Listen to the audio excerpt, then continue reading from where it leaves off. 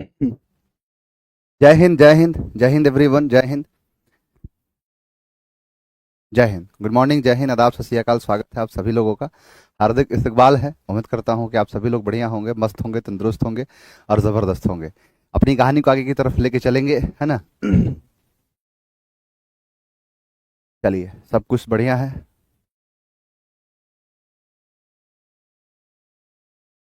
चलिए, आगे की तरफ अगर बात करें हम, तो देखते हैं। आज सेट 6 है और सेट 6 के सारे जो क्वेश्चंस को हम लगाएंगे, बढ़िया से सारी चीज़ों को समझेंगे।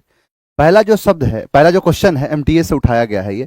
और आप सभी आज देखो कि एसएससी जीडी ने भी अपना आंसर की रिलीज कर दिया है कल के डेट में। तो जितने बच्चे हैं, तो उनको एसएससी जीडी के क्वेश्चंस जो है मिलने शुरू हो जाएंगे मंडे से।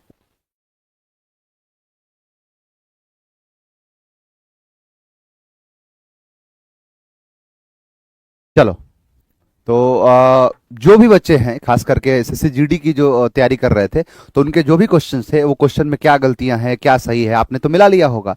बाकी उस क्वेश्चन को देखना हम शुरू कर देंगे। इस तेजस की खास बात यही है कि जैसे कोई एग्जाम होता है तो उसके सारे क्वेश्चंस आपको मिल जाते हैं, है ना। तो वो क्वेश्चन मिल जाएंगे।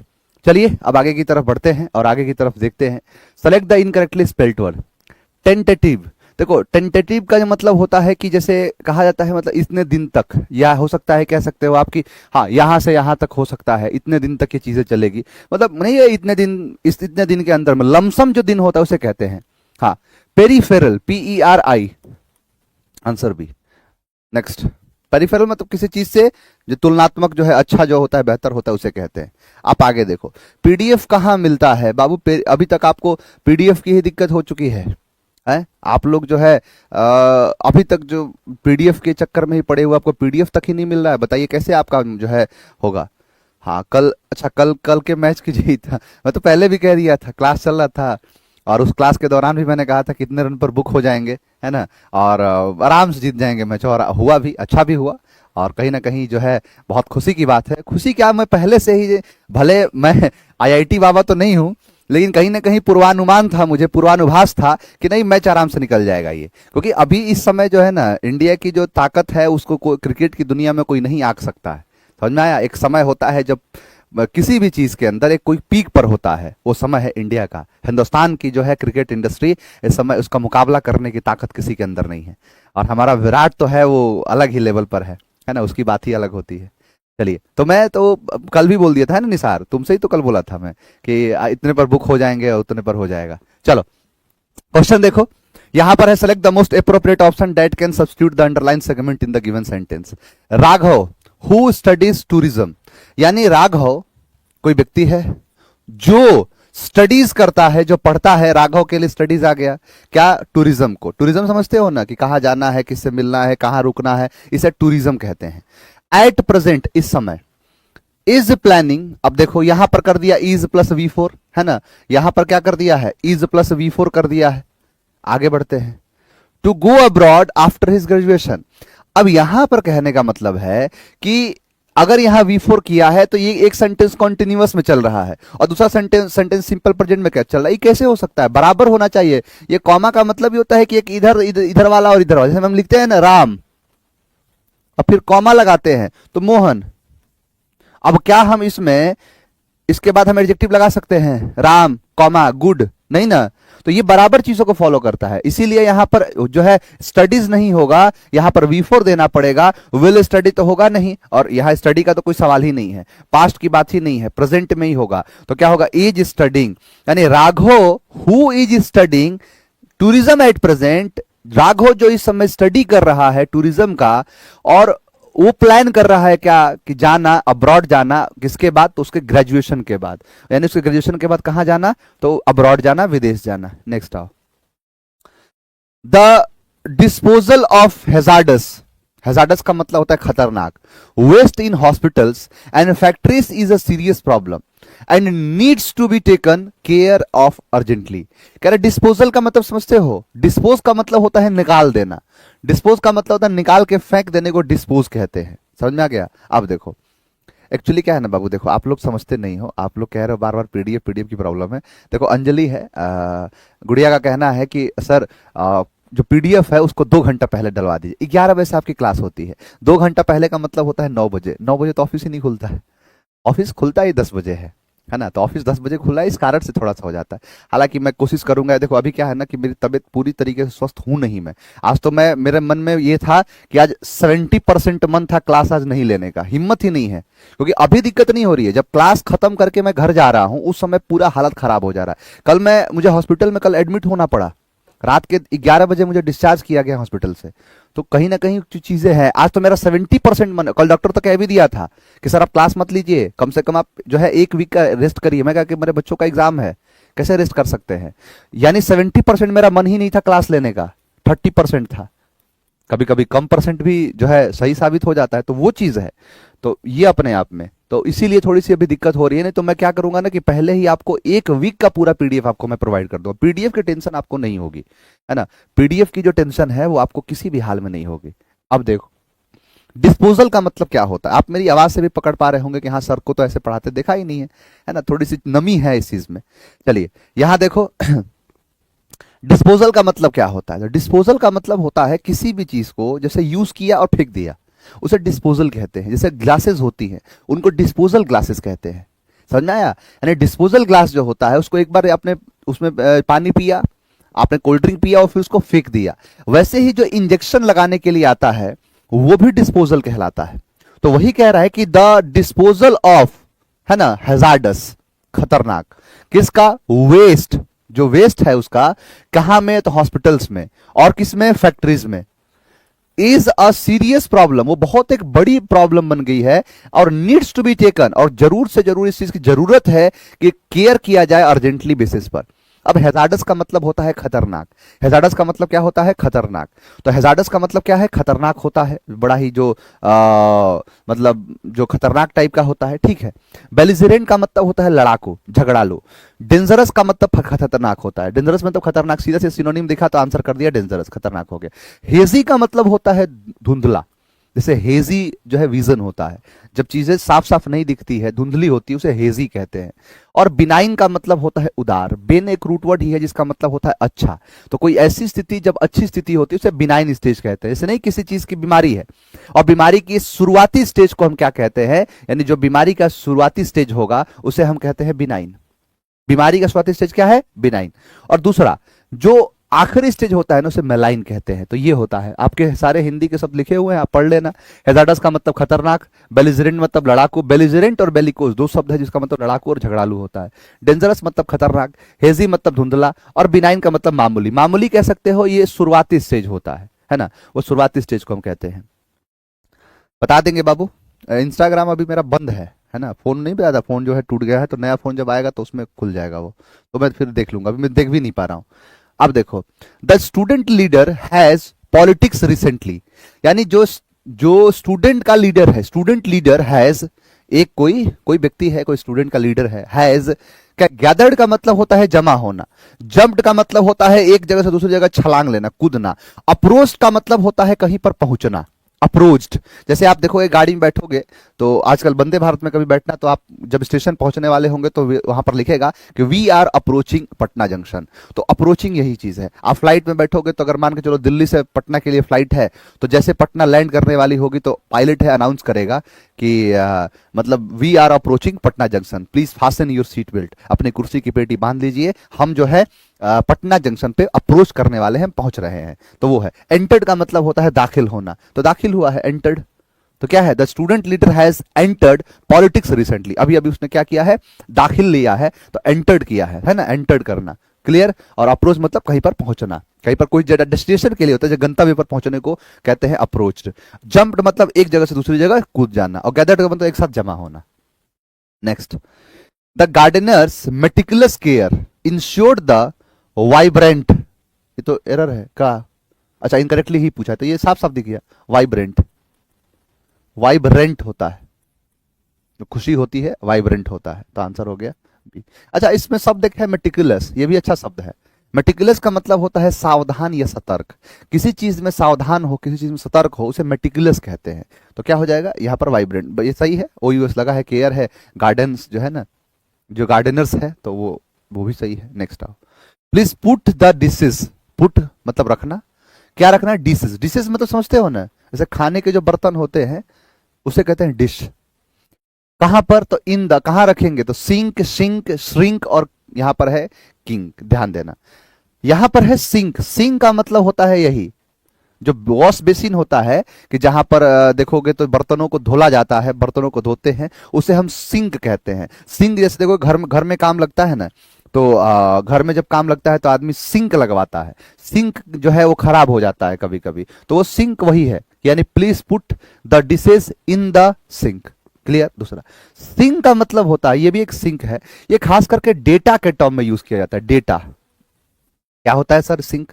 जैसे मान के चलो कि आपने अपने व्हाट्सएप पे या कोई भी चीज को आपने अभी जो है पुराना चीज दिखा रहा है, कि आपने कोई 5 मैसेज भेजा किसी को, लेकिन वो मैसेज दिखा नहीं रहा, इसका मतलब आपका डेटा सिंक नहीं हुआ है। डेटा को सिंक करता है। दूसरा, श्रिंक का मतलब होता है सिकुड़ना, है ना, श्रिंक होना। जैसे कई कपड़े होते हैं जो वॉश के बाद वो श्रिंक हो जाते हैं, तो वो श्रिंक कहलाता है। और यहां पर है किंक। किंक का मतलब होता है कि जो पंच होता है ना, इसे किंग कहते हैं, कई लोग किक कह देते हैं, तो वही चीज है।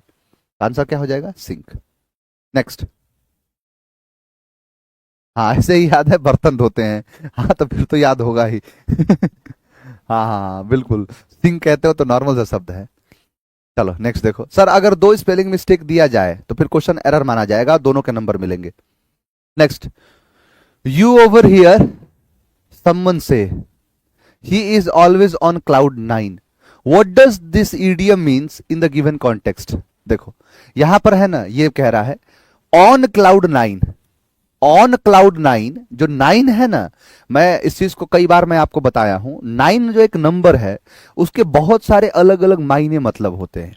9 एक देखोगे तो रिलीजियसली बहुत ही इंपॉर्टेंट कॉन्टेक्स्ट प्ले करता है। जैसे आप देखो कि अभी हमारा देखो जो अभी चल रहा है महीना, कौन सा? फागुन का महीना है। होली के दिन ये महीना पूरा हो जाए, जैसे ये जो है शुक्ल पक्ष शुरू हो गया है, तो शुक्ल पक्ष के पूर्णिमा को होली होती है। उसके बाद चैत्र माह चल जाएगा, और चैत्र माह का शुरुआती महीना कृष्ण पक्ष होगा। फिर शुक्ल पक्ष में जब दाखिल होगे, शुक्ल पक्ष में जब आओगे, तो उसे शुक्ल पक्ष का जो पहला दिन है, यानी चैत्र माह शुक्ल पक्ष का पहला जो दिन होता है वो एकमी जो होता है, एकम, इससे नए साल की शुरुआत भी होती है। और यही जो नए साल शुरू होता है, इसीलिए यही जो दिन होता है, ये पहला दिन होता है नवरात्रि का। नवरात्रि का पहला दिन होता है, या यूं कह लो कि ये साल का पहला दिन होता है ना, साल का भी पहला दिन होता है।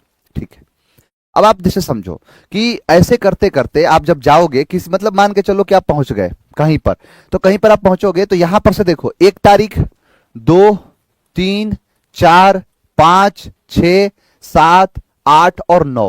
ये जो 9वां दिन होगा ना बाबू, 9 दिन, ये 9 जो दिन है ना, ये 9 दिन जो 9वां दिन होता है, इसे कहते हैं नवरात्रि।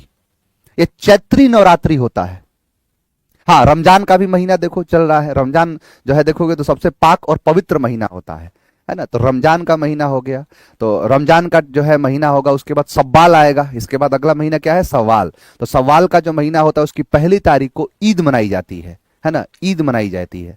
तो वही चीज है, पूरा महीना ही रमजान का महीना जो पूरा होता है वो पूरा का पूरा जो है त्योहार ही होता है। उसमें व्रत करते हैं, है ना, उसमें उपवास करते हैं, तो वही है, उसमें रोजा रखा जाता है। और जैसे इसका अगला रमजान का अगला महीना क्या है? सवाल। तो सवाल का जो महीना होता है उसका पहले दिन ही, 1 तारीख को ही नया महीना होता है, और उस नए महीने में पहले दिन मनाया जाता है जो ईद है ना, ईदी जो होती है, सेवैया बना एक्चुअली पूरे महीने भूखे रहते हैं। तो पूरे महीने भूखे रहते हैं, तो अगले दिन जैसे नए साल, नए महीने की शुरुआत होती है, उसका पहला दिन होता है क्या, तो मनाते हैं। उसमें क्या, मतलब बढ़िया बढ़िया खाना बनाते हैं, बढ़िया बढ़िया खाना खाते हैं। आप यहां देखो 9, ये 9 जो है ना, ये बड़ा ही एक तरीके से रिलीजियसली बड़ा इंपॉर्टेंट रोल प्ले करता है। आप देखो तो यहां पर 9 दुर्गे की पूजा की जाती है। ये जो शुक्ल पक्ष है ना, चैत्र माह का शुक्ल पक्ष का 9वां तिथि, इस 9वें दिन पर भगवान श्री राम जी का जन्म हुआ था। आप रामचरितमानस की लाइनों को देखोगे तो उस लाइन में लिखा हुआ है कि 9वीं तिथि, मतलब 9वीं तिथि, मधुमास पुनीता, शुक्ल पक्ष अभिजित हरिप्रीता, मध्य दिवस अति शीत न घामा, पावन काल लोक विश्रामा, भय प्रगट कृपाला दीन दयाला कौशल्या हितकारी, हर्षित महतारी मुनि बनहारी अद्भुत रूप निहारी। तो ये जो 9वां है ना, कि 9वीं तिथि, मधुमास पुनीता, शुक्ल पक्ष अभिजित हरिप्रीता, मध्य दिवस मतलब मध्यम दिन, अति शीत न घामा, ना ही ज्यादा शीत और ना ही ज्यादा घाम, और पावन काल, उस पावन घड़ी में पावन काल लोक विश्रामा, भय प्रगट कृपा कृपाला दीन दयाला कौशल्या हितकारी, यानी प्रगट जो है कृपाल हरि या कह लो कौशल्या के जो लाल है उनका जन्म हुआ। तो कहने का मतलब है मेरा कि 9 जो अपने आप में काफी इंपॉर्टेंट है। और तो और आप इस चीज को देखो कि 9वां जो जो 9, अब मैंने कहा ना, आप और चीज देखना, आप 9 का टेबल देखना है ना, 9 का आप टेबल देखोगे तो 9 के टेबल में आप क्या देखोगे, तो यहां पर होगा 9, यहां पर देखो 9, 18, 27, 36, 45, 54। आप एक चीज देखो 9, 8, 7, 6, 5, 4, 3, 2, 1 और यहां पर 0। आप यहां देखो 1, 2, 3, 4, 5, 6, 7, 8, 9। आप ये देखो, आप जोड़ो सबको, आप जोड़ो 8, 1, 9, 7, 2, 9, 6, 3, 9, 5, 4, 9, 5, 4, 4, 5, 9, 5, 4, 9, 6, 3, 9, 7, 2, 9, 8, 1, 9, 9, 0, 9। इन सब में सबका सम करोगे तो 0 आएगा। और तो और आप कोई भी संख्या लिखो, आप कोई भी संख्या लिखो, आपने कोई संख्या लिखा 2, 3, 4, 5 और उसके बाद फिर से लिख दिया 4, आप जोड़ करो, इस संख्या को मैं पूछूं कि 9 से विभाजित हो जाएगी संख्या ये, तो कहोगे 3, 2, 5, 5, 4, 9, 5, 4, 9। अगर सारे सम जो जितने सारे जोड़ हैं, अगर इनकी जोड़ की संख्या अगर 9 हो जाए तो समझ लेना ये संख्या 9 से कट जाएगी। नहीं कहा जाता है कि 9 ही योग हो जब प्रतिशत का, नहीं, सवाल जब प्रतिशत का हो तो हकीकत तभी मिट जाती है, और 9 ही योग्य हो अगर संख्या का बेटा तो संख्या ही 9 से कट जाती है। तो कहने का मतलब है कि जब संख्या 9 से कब कटेगी, जब 9 जोड़ने पर भी 9 आ जाए। समझ में आया? तो वही चीज है मेरा कहने का मतलब है कि आप कोई भी चीज उठा लो, कोई भी चीज आप देख लो, और कोई भी चीज अगर आप देखोगे तो सर ऐसा क्वेश्चन पूछे हैं मेरे अंकल जी, कौन सा क्वेश्चन बाबू? हाँ, डिजिटल सम वगैरह आपने पढ़ा होगा, बिल्कुल डिजिटल सम के अंदर कॉन्सेप्ट आता है। आप देखो 9 ग्रह की पूजा होती है, 9 दुर्गे की पूजा होती है। एक प्रेग्नेंट औरत जो होती है अपने बच्चे को जन्म 9वें महीने में देती है। ये 9 काफी इंपॉर्टेंट जो है नंबर है, ना सिर्फ मैथमेटिकली बल्कि रिलीजियसली, हर चीज में आप देखोगे तो 9 आएगा। तो कहने का मतलब है कि 9 काफी इंपॉर्टेंट नंबर रखा गया। 9 हो गया, आप देखोगे 7 भी अपने आप में है, जैसे 7 फेरे होते हैं, 7 जन्म होते हैं, है ना, 7 वचन दिए जाते हैं, एक जो हफ्ते होते हैं वो 7 दिन के होते हैं, तो 7 का भी इंपॉर्टेंट रोल है। तो इसीलिए कहते हैं ऑन क्लाउड 9, ऑन क्लाउड 9, और दूसरा फिर क्या है तो जो है ऑन क्लाउड 9, और या फिर एक है ऑन 7th हेवन। तो 7 जो मतलब कहीं ना कहीं वो चीज आ जाता है। तो वैसे ही देखोगे 5 का भी इंपॉर्टेंट रोल है। 5 देखोगे तो 5 में क्या है कि 5 बार आप बोलिए, ये है ना, 5 जो है, देखो पंडित जी क्या करते हैं, 5 बार कहेंगे ओम ओम ओम ओम ओम, 5 बार बोलो। कहने का मतलब यह है कि सारे नंबर 5, 7, 9 ये काफी इंपॉर्टेंट है और इनको देख के खुशी मिलती है। वही चीज है कि वो यहां पर जो है ऑन क्लाउड 9। और देखो एक चीज तो ये हो गया, ये तो मैंने आपको जो भी चीज बताया, ये जो चीज बताया ये तो ऐसा बताया कि जो रिलीजियसली है। मान लो कि आप धर्म को नहीं मानते हैं, आप नास्तिक हैं, तो फिर आप कहोगे सर फिर हम कैसे समझेंगे, मैं तो धर्म को नहीं मानता। फिर आप देखो, जैसे आप पढ़ोगे ज्योग्राफी, जब पढ़ोगे तो ज्योग्राफी के जो बादल होते हैं ना वो 3 लेयर होते हैं। पहला जो बॉटम होता है, मिडिल होता है और सबसे अपर होता है, लोअर, मिडिल और अपर। आप और देखना कि जो बादल के 3 पार्ट होते हैं उसमें 3-3 के कैटेगरी में बना रहता है, निम्बो स्टेटस, स्टेटस, कोलमस, है ना, ऐसे बहुत सारे लेयर बनते हैं। जो 9वां लेयर होता है वो सबसे ऊपर का लेयर होता है, और उस पर अगर होना तो बहुत खुश होना, इसीलिए इसका मतलब हो जाएगा क्या, ऑलवेज बिजी नहीं, एक्सट्रीमली हैप्पी। जब किसी चीज में बहुत ज्यादा प्रसन्नचित होता है, बहुत खुश होता है, वो चीज होता है। नेक्स्ट, हाँ, 7th हेवन या ऑन क्लाउड 9, सबका मतलब क्या होगा, तो एक्सट्रीमली हैप्पी। बिल्कुल सही कहा है। तो ये कुछ चीजें हैं, है ना, कुछ चीजें हैं जो आपको जानना होता है, कुछ चीजें आपको पता होता है, तो सारी चीजें जाना करिए। मैं बार बार आपसे कहता हूं कि आप ये इंस्टाग्राम और यूट्यूब की दुनिया से बाहर निकलिए। आप देखिए कि वाकई में क्या चीज, आप पढ़ने बैठोगे अच्छी अच्छी चीजों के बारे में पढ़ो, अच्छी अच्छी कहानियां पढ़ो, अच्छी अच्छी किताबें पढ़ो, है ना। अपने ऐसे मेरे से क्या हुआ कि जो है कई लोग ऐसे मिल जाते हैं कि जो मेरे से पूछते हैं कि क्या है सर, ये कैसे होगा, वो कैसे होगा, या फिर सर आप इस धर्म के बारे में बता दीजिए। तो मेरे से आप पूछोगे तो आप जिस धर्म के बारे में पूछोगे उस धर्म के बारे में मुझे पता है। क्यों पता है? क्योंकि मैंने इंस्टाग्राम और यूट्यूब पर समय नहीं बिताना। आज भी मेरी आदत है कि मैं यूट्यूब और इंस्टाग्राम पर समय नहीं बिताता हूं। मुझे बड़ा अच्छा लगता है जब मैं नई नई किताबें पढ़ता हूं, नए नए धर्म की किताब हो, किसी फिलोसोफर की किताब हो, मुझे बड़ा अच्छा लगता है। आप भी पढ़िए इस चीज को। चलो यहां आ जाओ। India has varied regions which have excess moderate and deficient rainfall all through the years. देखो यहां पर देखो एक शब्द है स्कैंटी। स्कैंटी का मतलब होता है किसी चीज की कमी। जब कोई भी चीज मतलब जितना चाहिए उससे कम हो जाता है उसे कहते हैं स्कैंटी। अब देखो आप यहां पर क्या है, तो यहां पर एक्सेस है। सर ये तो अत्यधिकता हो गई, अत्यधिक जो चीज है वही चीज कहलाता है एक्सेस। और देखो यहां पर देखो मॉडरेट। मॉडरेट का मतलब होता है क्या कि ना ही ऊपर ना ही नीचे, जब बीच का एरिया होता है उसे मॉडरेट कहते हैं। वेरिड का मतलब होता है वेरी करना, भिन्न भिन्न अलग अलग। डिफिशियंट का मतलब होता है कमी। इसी शब्द बनता है क्या, डिफिशियंसी, किसी चीज की कमी। जैसे ब्लड की कमी होती है तो अनेमिया हो जाता है, वही चीज है। देखो स्कैंटी का मतलब कम या थोड़ा, ठीक है। एक्सेस मतलब अत्यधिकता है ना, अधिकता जो होता है। मॉडरेट मतलब मध्यम, ना ही ऊपर ना ही जैसा भी नहीं कहा कि जो है अति शीत ना घामा, ना मतलब अति शीत ना ही ज्यादा शीत, शीत का मतलब ठंडा, और ना ही घाम मतलब गर्मी।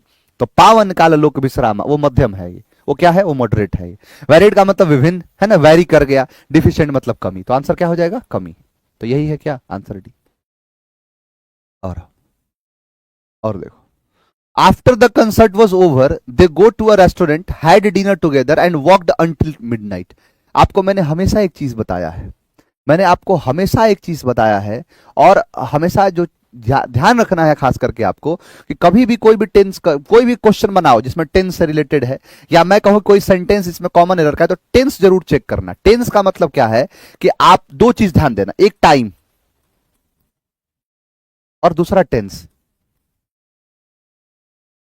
तो टाइम और टेंस तो दोनों एक ही है, बिल्कुल एक ही। मैं अभी एक चीज को क्लियर करता हूं। आप कोई भी सेंटेंस बनाओ, आपको टाइम निकालो, मतलब क्या निकालना है, आपको समय निकालना है। समय निकालने के दो तरीके हैं, पहला जो तुम्हें नहीं आता, और दूसरा जो तुम्हें नहीं आता। कहने का मतलब है कि टाइम निकालने के दो तरीके हैं। पहला क्या है, तो आपके सेंटेंस में कुछ शब्द आएंगे जो समय को बता देंगे। जैसे मैंने कहा यस्टरडे तो मतलब पास्ट, मैंने कहा प्रेजेंट टुडे प्रेजेंट, मैंने कहा टुमारो मतलब फ्यूचर। कहने का मतलब है टाइम बता दिया। टाइम इस बात की गवाही देगा कि ये कब हुआ है, प्रेजेंट में, पास्ट में, फ्यूचर में। अगर मान लो कि सर ऐसा हो कि टाइम ना दे तो टेंस देगा। अगर टाइम नहीं दिया तो टेंस देगा। टेंस कैसे देगा, तो V1 लगाएगा मतलब प्रेजेंट, V2 लगाएगा मतलब पास्ट, समझ आया, V5 लगाएगा प्रेजेंट। समझा गया। आप देखो यहां कह रहा है कि after the concert was over. ये वॉज ओवर, ये वॉज ये बात बता रहा है कि मैं किस में हूं, तो पास्ट में हूं। क्यों सर, क्योंकि V2 होता है, वॉज क्या है, V2 है, V2 क्या होता है, पास्ट होता है, ठीक है। फिर क्या है कि दे, गो क्या है, तो सर V1 है, V1 क्या है, प्रेजेंट है। होगी गलती, यहां V2 है, यहां पास्ट है, यहां प्रेजेंट है। और देखो हैड है, हैड एक V2 है, हैड मतलब खाना, पास्ट है। और देखो टॉक्ड, ये V2 है। अब बताओ, इसमें तो सर वर्ब दिए हैं चार, एक दो तीन और चार, और कोई है नहीं ना। और चार वर्ब में तीन वर्ब V2 के हैं, तो आप कैसे कह सकते हो कि एक V1 का हो सकता है, काटो इसे। तो गो नहीं, क्या होगा, वेंट। क्या होगा, वेंट। तो आंसर हो जाएगा ए। उम्मीद है आपको सारी चीज समझ में आ रही होंगी। अगला, a small group of people who spend their time together and do not welcome other people into the group. हाँ ये देखो क्या कह रहा है, कह रहा है कि एक स्मॉल ग्रुप, एक छोटा सा ग्रुप होता है। किसका होता है, अब ग्रुप तो हर किसी का हो सकता है, ये कह रहा है लोगों का, पीपल का, उन लोगों का जो स्पेंड करते हैं यानी व्यतीत करते हैं अपने समय को एक साथ, मतलब अपने समय को एक साथ रख के अपना समय व्यतीत करते हैं। और डू नॉट वेलकम, और स्वागत नहीं करते हैं, अदर अन्य लोगों का, इनटू द ग्रुप, उस ग्रुप के अंदर। अब यहां पर है क्लिक, इंप्लॉइज, लॉबी, और यहां पर स्क्वाड। देखो क्लिक का मतलब होता है गिरोह, कोई भी चीज का गिरोह है, इतने लोग हैं, इतने लोग जो है इसके अंदर रहते हैं, तो गिरोह का मतलब ये होता है कि कोई एक ग्रुप ही है। ये भी ग्रुप की बात कर रहा है, ठीक है। उसके बाद आप दूसरा देखो इंप्लॉइज। इंप्लॉइज तो नॉर्मल सा शब्द है। इंप्लॉय जो है, इंप्लॉय का मतलब होता है कर्मचारी, और इंप्लॉइज का मतलब हो जाएगा कि एक से ज्यादा कर्मचारी। तो सर ये तो कर्मचारी हो गए। लॉबी मतलब समझते हो ना कि ये लॉबी में बैठा हुआ है।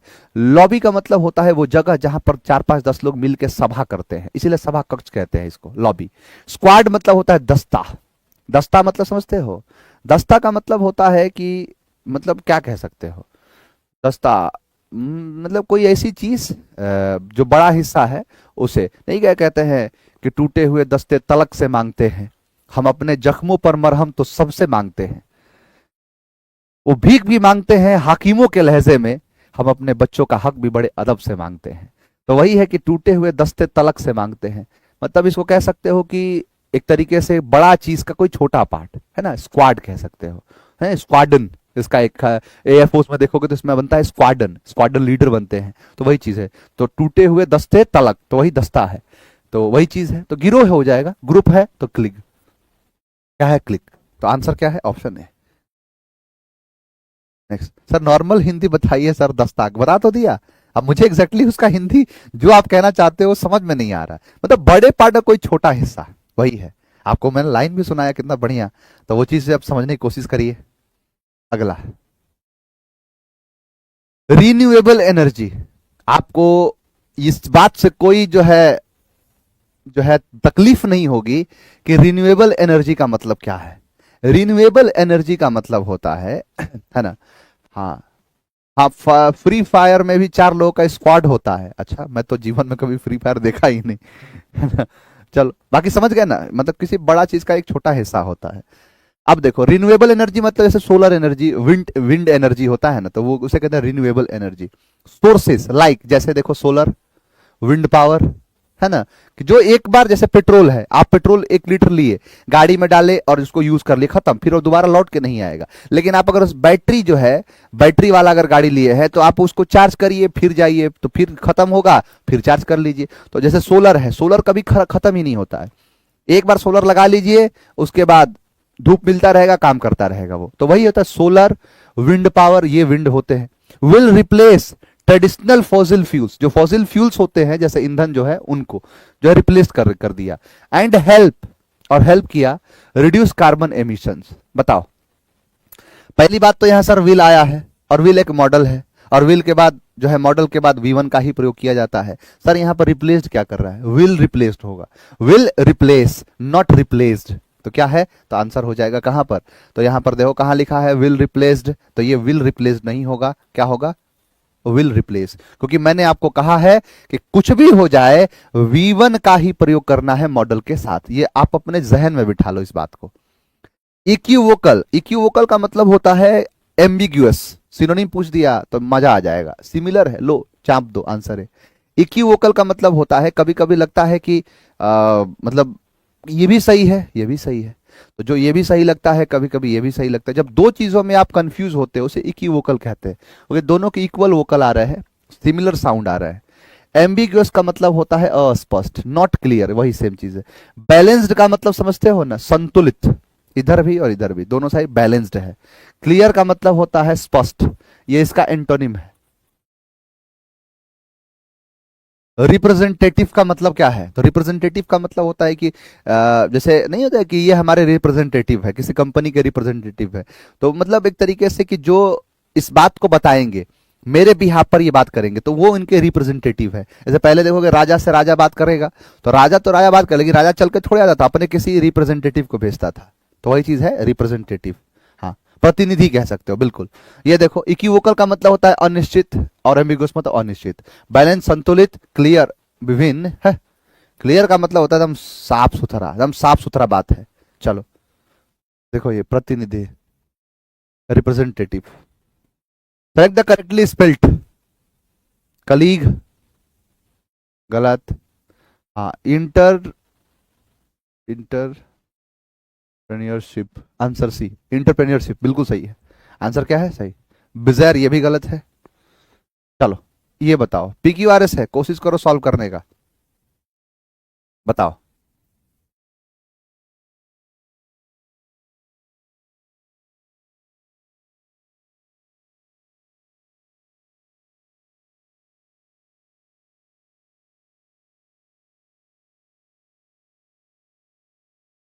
देखो कह रहा है क्या, पहला देखो, more children go to school, than at any time in the past, but more children today are out of school than any time in the past. ये तो कोई मतलब ही नहीं है, बट सेंटेंस की शुरुआत होगी नहीं, काट दिया.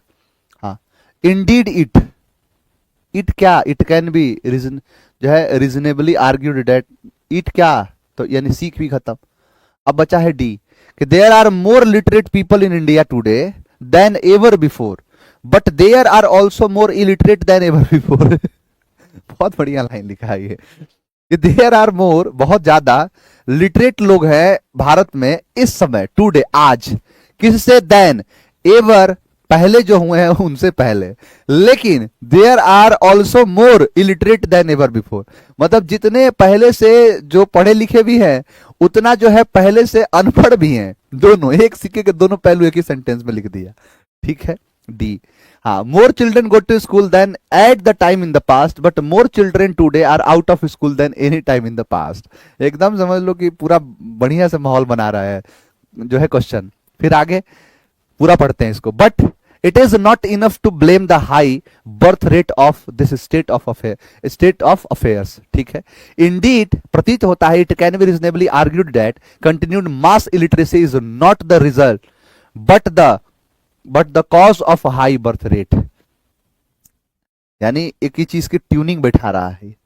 चलो नेक्स्ट क्या, ये देखो, ऑन द बॉल. बताओ, एक इडियम होता है ऑन द बॉल, बॉल पर होना. ऑन का मतलब होता है पर, किस पर, तो बॉल पर. बॉल का मतलब होता है गेंद, तो गेंद पर होना. तो क्या है, अवेयर ऑफ एनी चेंजेस और developments at quick to react to them. हाँ बिल्कुल सही है, अनअवेयर नहीं, अवेयर होता है. अवेयर ऑफ एनी चेंजेस और डेवलपमेंट, बट स्लो, स्लो नहीं, एकदम फास्ट, क्विक किसी चीज में. जैसे बॉल पर होना, आप मान के चलो किसी बॉल पर खड़े हो गए, तो बॉल पर खड़ा रहना आसान थोड़े है. तो बॉल पर मतलब खड़े हो तो इसका मतलब आपको पूरा आगे पीछे देखना पड़ेगा, कब क्या एक्शन लेना, कब लेफ्ट जाना, कब राइट जाना. तो आप स्लो तो हो ही नहीं सकते, आपको क्विक होना पड़ेगा, लेजी तो हो ही नहीं सकते. तो वही चीज है, मतलब एकदम एक्टिव रहना किसी चीज में. इनरवेट, इनर वेट का मतलब होता है किसी चीज को कमजोर कर देना. जैसे इनर का जो वेट होता है वो आपको इनर वेट कर देता है, कमजोर कर देता है. सिक्योर मतलब बचाना, इनसिक्योर मतलब, जैसे सिक्योर मतलब सुरक्षित, इनसिक्योर मतलब असुरक्षित. डिजोलेशन मतलब उदास, और डिवाइटलाइज का मतलब होता है निर्जीव. क्या है, निर्जीव बना देना, डिवाइटलाइज कर देना. देखो कह रहा है क्या, इनर वेट मतलब होता है कमजोर, ठीक है, सिक्योर सुरक्षित है, इनसिक्योर असुरक्षित है. डीजे हुआ लेट तो हो गए डिजोलेट, यानी मायूसी, उदास.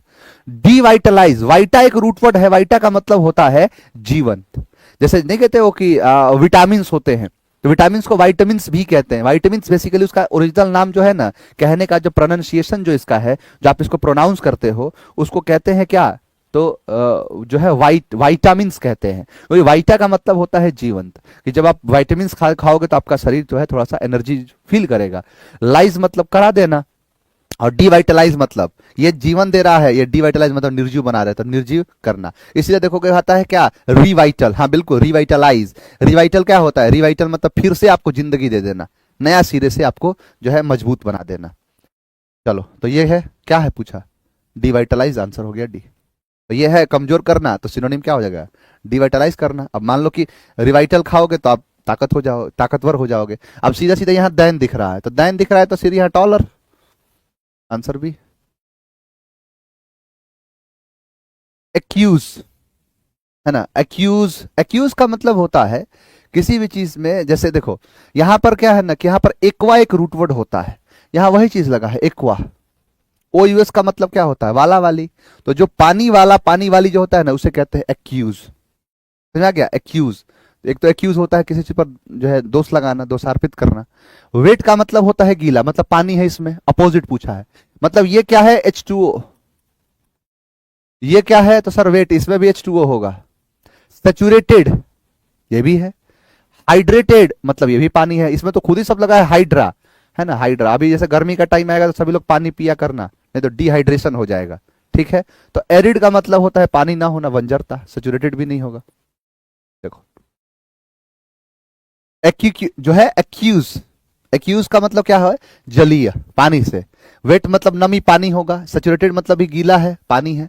एरिड मतलब पानी नहीं है, यानी बंजर है. और हाइड्रेटेड मतलब जलयोजित करना, है ना, जलयोजित करना किस चीज में, तो एरिड हो जाएगा. बंजरता होता है, एरिडिटी आती है, वही चीज कहलाता. नेक्स्ट आओ, I was needing to buy a new pair of gloves. I was needing कि I need to buy, यहां पर क्या है, नीड का नीडिंग थोड़े होता है, आई नीड टू बाई, आई है तो नीड्स नहीं होगा, नीडेड होगा, और यहां टू बॉट किया है तो टू के बाद V1 आता है, तो टू के बाद V1 ये रहा, तो आंसर एक ही है, सी। काट दो। If you don't water your house plants they will dies, they will dies, will के बाद डाइज थोड़े होगा, विल डाई, डेथ एक नाउन है, डाइज V5 है, तो विल के बाद V1 होगा, डाई। देखो, एज पॉल, पॉल जो है कोई मान के चलो कोई नाम है किसी का, लिखा है कि जैसे पॉल वॉज, लिखा है क्या कि पॉल वॉज हिज सपर, सपर का मतलब होता है रात का भोजन, तो रात का भोजन खाएगी ना, तो ग्रेजिंग चर रही है, नहीं ईटिंग, खा रही थी, है ना, फीडिंग मतलब खिलाना किसी दूसरे को, चर्निंग तो ईटिंग है, तो क्या हो जाएगा कि as Paul was eating his supper aunt Jenny, aunt क्या है, जेनी, हिम क्वेश्चंस, तो क्वेश्चन पूछी तो आस्क्ड, पूछा तो आस्क्ड, तो aunt Jenny asked him questions that have been full of deceit, deceit का मतलब होता है छलावा, है ना, छलावा जो होता है छल कपट, डिसीट जो किससे भरा हुआ था, तो जो है छलावे से भरा हुआ था, and had a very deep meaning, और जिसका एकदम गहरा जो है अर्थ था, गहरा मीनिंग था, for she wanted to trap, इसके लिए वह चाहती थी उसको ट्रैप करना, उसको पकड़ सके, उसको जाल में जो है पकड़ सके, इट सीम्ड, या प्रतीत हो रहा था, एज इफ, मानो कि सी वॉज इंडोर्ड विथ, यानी वो उसको डुबा रही थी, किससे, endured with weakness, talent, technique, और यहां पर है परपोज, कहने का मतलब है कि कहना चाहता है कि जो एंट है, एक गिलास पानी दे,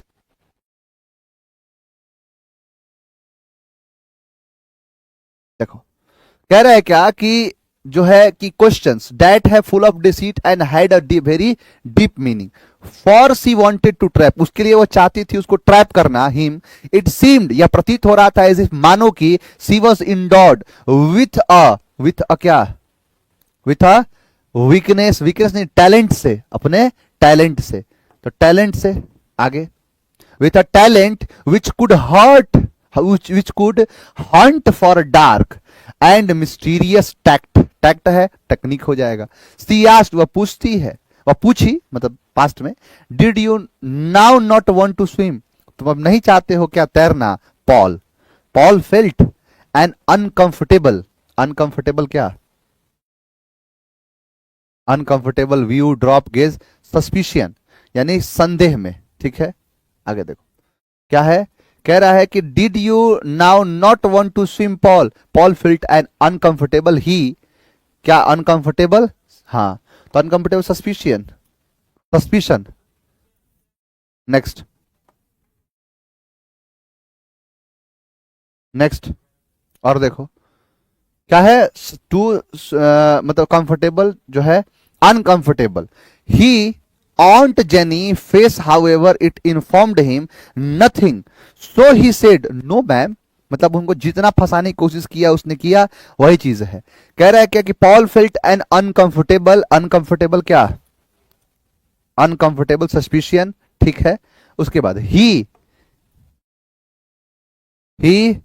जो है परस्यूड, और यहां रेफर्ड, ही सर्च्ड, वह तलाशा, ही सर्च्ड, उसने मतलब वह तलाशा, ही सर्च्ड ऑन्ट जेनी फेस, उसने आंट जेनी के फेस को जो है सर्च किया, तलाशा, समझ में आ गया, however it informed him nothing, जो कि वो हालांकि मतलब हाउएवर मतलब हालांकि, इट इन्फॉर्म्ड, वह इन्फॉर्म्ड किया उसे, नथिंग कुछ नहीं, सो इसलिए ही सेड, वह कहा, नो मैम, आपका सेट हुआ पूरा।